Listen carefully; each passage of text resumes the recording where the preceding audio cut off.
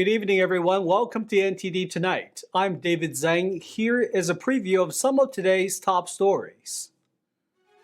The House passes a modified version of the Foreign Intelligence Surveillance Act. Find out what some key changes include. The Biden administration announces billions of dollars more in student loan forgiveness. The Oakland Airport in Northern California could get a name change, but across the bay, San Francisco is threatening to sue. First up, the reauthorization of the Foreign Intelligence Surveillance Act is advancing through Congress. Here's what some key changes lawmakers made. The House today passed a modified surveillance bill which reauthorizes the Foreign Intelligence Surveillance Act after a failed attempt just 2 days ago. This vote, the yeas are 213, the nays are 208. The resolution is adopted. The final vote was a 273 to 147, with 147 Republicans and 126 Democrats voting in favor of the reauthorization, and the 59 Republicans and 88 Democrats voting against it. The passage followed a dramatic showdown on the floor over whether the FBI should be restricted from using the program to spy on Americans. Former President Trump claimed the Fisa was used and abused to spy on his campaign. One key change to the bill was to shorten the authorization period from every 5 years to every 2 years, meaning that if Trump won the presidential election this year, the legislation will be up in time for Trump to overhaul FISA laws next time around. That change was what won some Republicans over to approve the bill. The passage of the legislation is also a win for House Speaker Mike Johnson, and it comes as the Louisiana Republican faces direct challenges to his leadership from within his party. Representative Marjorie Taylor Greene of Georgia filed a resolution last month that could force a vote to remove Johnson from the speakership. Some Democratic lawmakers reacted to the bill's passage. It's good that this rule passed so that we can make sure that we're keeping Americans safe from terrorist threats around the globe. But no, the dysfunction of the 118th Congress is not over just because they passed one rule. Now the FISA reauthorization bill heads to the Senate, and it needs to pass ahead of the April 19th deadline. The Biden administration said today it's forgiving another round of student loan debt to the tune of $7.4 billion. It's part of a program enacted by the White House to make it easier for some specific groups of borrowers, like public sector workers, to qualify for loan forgiveness. The program also includes a repayment plan that creates a shorter pathway to loan forgiveness for many low-income borrowers. Republicans have sharply criticized the program. They argue the president is transferring the cost of student loan debt to taxpayers who chose not to go to college or who have already paid for it themselves. In total, the Biden administration has authorized the cancellation of around $150 billion in student loan debt for over 4.3 million people. That's more than 9% of all outstanding federal student loan debt. President Biden told reporters at the White House today that he expects Iran will attack Israel sooner than later. Israel's military also says they're preparing for a possible attack from Iran. This comes after a senior Iranian general and other military leaders were reportedly killed in an airstrike in Syria earlier this month. Tensions in the region have been high. Israel's military has not claimed responsibility for the deadly strike, but said it is highly prepared for a range of scenarios if Iran retaliates. In an effort to avoid escalation in the region, Secretary of State Antony Blinken on Thursday met with Turkish, Chinese, and Saudi Arabian foreign ministers. The White House, meanwhile, said they were in communication with Iran.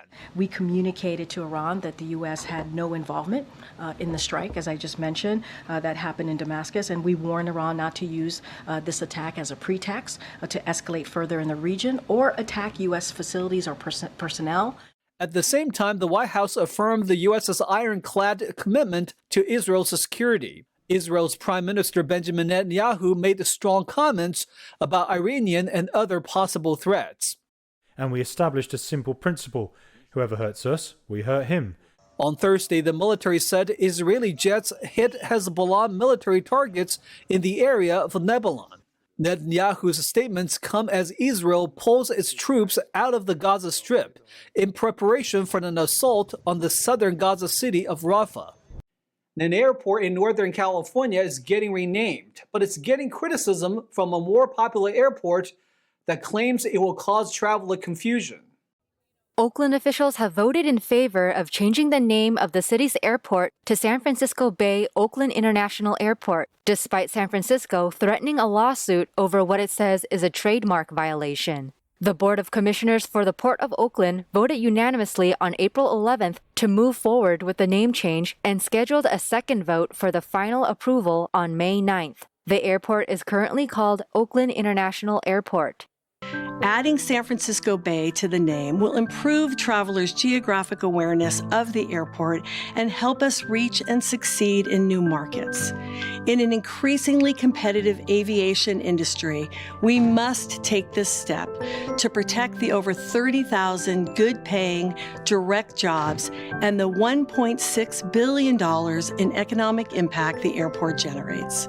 Oakland airport officials have said travelers unfamiliar with the region fly into San Francisco's airport even if their destination is closer to the Oakland airport across the bay. They believe changing the name to San Francisco Bay Oakland International Airport will change that. The airport's three-letter code, OAK, will not change. For nearly an hour, the commissioners listened to public comments that included some Oakland residents and several airline representatives who supported the name change, and representatives of San Francisco tourism and hospitality interests who opposed it. In a previous statement on April 1st, the director of San Francisco's airport said, "We are deeply concerned about the potential for customer confusion and disservice that could result from the proposed renaming." San Francisco City Attorney David Chu on Tuesday threatened to sue Oakland officials if they pursue the name change, arguing it would violate the city's trademark on San Francisco International Airport. If approved next month, staff would work with air carriers, other airports, and local agencies to formally rename the airport. The city of Malibu is supporting two California Senate bills that aim to improve safety for both the drivers and pedestrians on the Pacific Coast Highway. NTD's Christina Corona tells us more.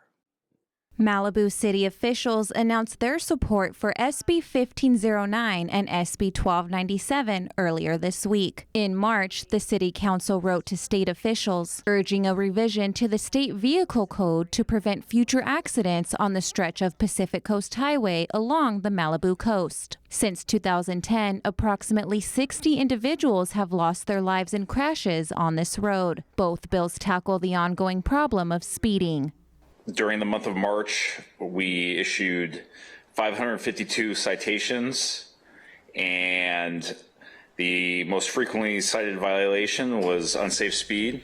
SB 1509 proposes that exceeding the speed limit by 26 miles per hour would result in a 2-point driver's license violation on specific roads, such as PCH. This change would increase the likelihood of losing one's license for such violations, as the 2-point penalty would be equivalent to that of a DUI or hit-and-run conviction. This is the problem we're facing. We just get people out there that, if you're driving a car at 104 miles an hour, that's like giving them a gun. SB 1297 would additionally authorize the installation of up to 5 speed camera systems along a 21-mile segment of PCH. Speed cameras are one of the tools in the toolbox that we need. It is an uphill battle. It's taken forever to get the test cameras in place in 6 cities in the state. Desperation for change arises from a series of deadly crashes on the famous highway. Try and make this place a little bit safer than it currently is.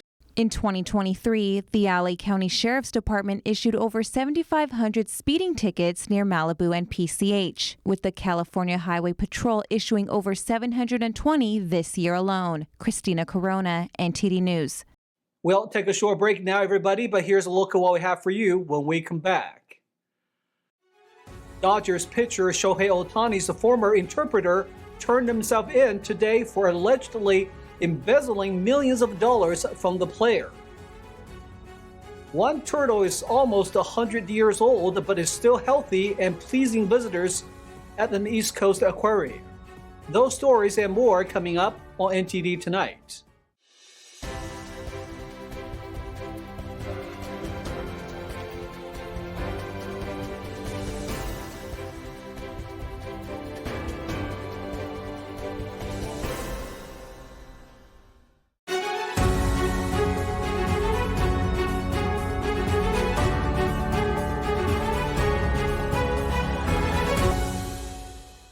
Welcome back to NTD Tonight. I'm your host, David Zhang.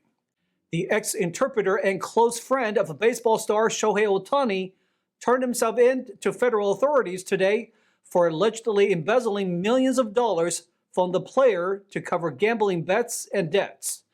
NTD's Christina Corona has more on the story.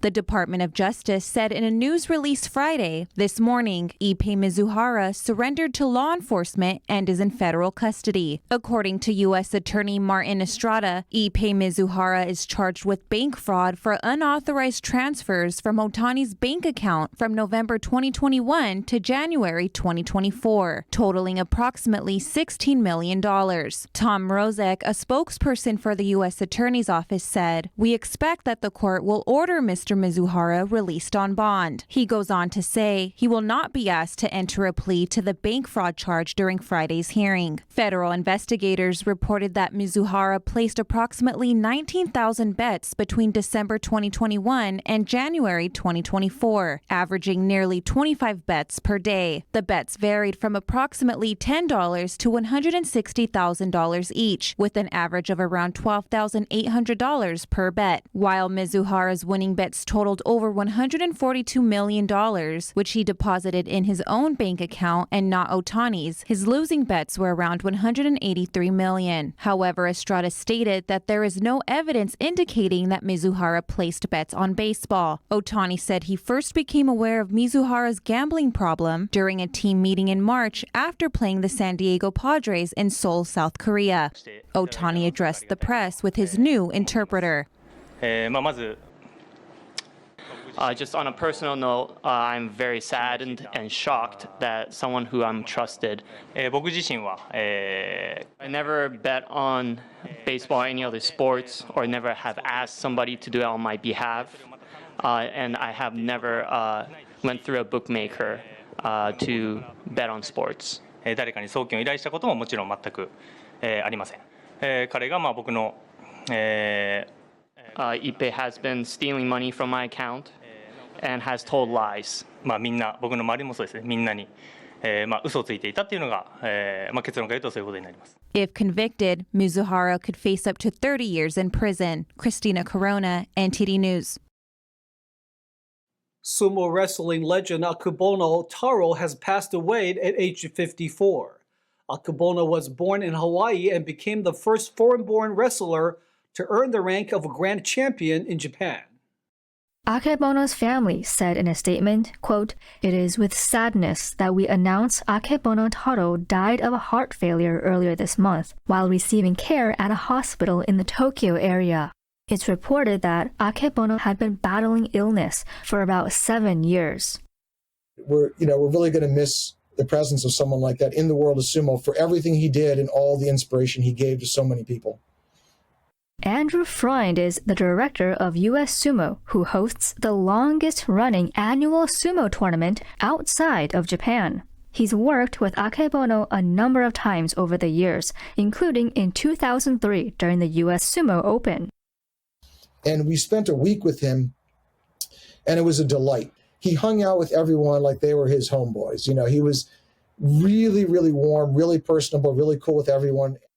Japanese pro sumo has a complex ranking system, and to earn the grand champion rank named Yokozuna has very difficult requirements. Akebono was the first foreign-born person to earn the title. And once you reach that Yokozuna or grand champion rank, you have to maintain and uphold all the honor, all the success of that position. You can't afford to have a losing tournament or you're forced to retire. There seems to be inconsistencies on exactly when the first Yokozuna was named, with dates ranging from the 1600s to the 1700s. However, since formal record-keeping began, only 73 people have held the rank. Akebono was the 64th Yokozuna, earning it in 1993. In the sumo world, in pro sumo, he's still a very, very well-respected person. Obviously being one of the top 10 Yokozuna ever in terms of the number of tournaments that he won. U.S. Ambassador to Japan Rahm Emanuel posted on X, quote, "I was deeply saddened to learn the passing of Akebono, a giant in the world of sumo, a proud Hawaiian and a bridge between the United States and Japan. He was born Chad Rowan and grew up in Waimalano, Hawaii. Akebono was about 6'8" and at his peak weighed around 500 pounds. He is survived by his wife, Christine Rowan, his daughter, and 2 sons. They plan to hold a private memorial in celebration of his life. Now in sports, big news both on the field and court. From Kentucky basketball's coach hire to U.S. Soccer's new training center. NTD's Carlos Reyes is here with the details. Kentucky's search for a new basketball coach has landed them a familiar face. Mark Pope, the former BYU coach, marks a significant moment for the Wildcats program. The decision came after a series of twists and turns, with notable names like Scott Drew and Dan Hurley declining Kentucky's advances. However, Pope emerged as the top contender, despite not being the obvious choice for the program. Pope's ties to Kentucky run deep, as an alumnus of the university, having been part of the 1995-1996 championship team. Returning to the Wildcats has long been a dream for him.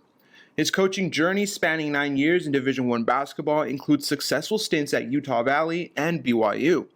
Despite facing setbacks in the NCAA tournament, Pope's coaching prowess and high-energy approach caught the attention of Kentucky's athletic director, Mitch Barnhart.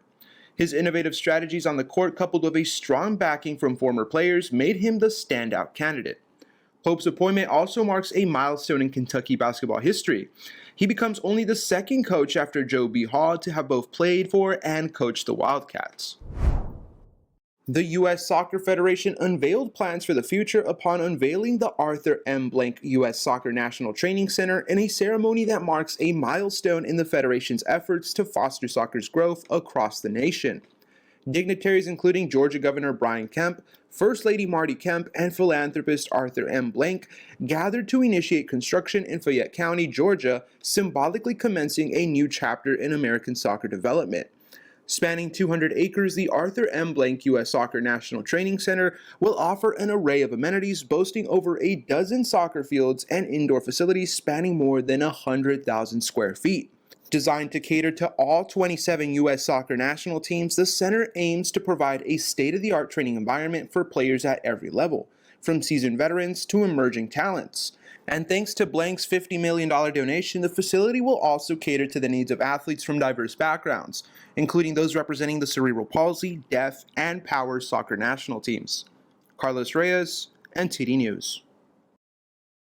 An ancient green sea turtle who has delighted the visitors in Boston for more than 50 years has passed another physical. NTD's Christina Corona has more details on the sea animal. 3 sea turtles were physically examined by veterinarians at the New England Aquarium on Tuesday. The most famous of which is Myrtle, our green sea turtle, who's been here at the aquarium for 50 plus years, and her 2 roommates in the giant ocean tank, 2 loggerhead sea turtles. And this is part of their long-term health care. Veterinarians performed Myrtle's checkup after the 500-pound reptile was hoisted from the aquarium's giant ocean tank in an enormous crate on a chain. And what that means is we do general health checks or physical exams on them. We also make sure that all of their blood values are normal and that they look good on ultrasound as well. So right now I'm looking in the back of her eye and everything looks normal. She's blinking a little bit, which... On Myrtle's physical exam, her eyes and nose were clear. So was her mouth and her oral cavity, her tongue, and the tissue in the back of her mouth was all nice and pink, which is important because it tells you about perfusion and the red blood cell count level. Myrtle showed no signs of wounds or swellings. I didn't palpate anything abnormal when I was feeling her belly. And again, one of the challenges is because they have such a big and thick shell, the only place that you can really feel what's going on in the belly is a small window kind of in between the leg and the shell. Myrtle is thought to be as many as 95 years old, which places her just beyond the upper boundaries of the species' longevity. I know she has excellent use of her flippers because of how active she is in here, but also because of how active she is in swim. However, the aquarium staff noted Myrtle is in great condition despite her advanced age. Christina Corona, NTD News. Stay tuned for China in Focus with Tiffany Meyer coming up next. Tanks, cannons, and ships. A viral propaganda video from the Chinese Communist Party stirs controversy with calls for World War III sparking concern. But here's the twist. The rallying cry isn't for soldiers. It's aimed at the nation's young gamers. For more details, tune in at 9:30 p.m. at NTD's China in Focus with Tiffany Meyer. And that's all we've got for you tonight. We'd like you to join us again on NTD Tonight every weekday at 9 p.m. I'm David Zhang. Have a great weekend.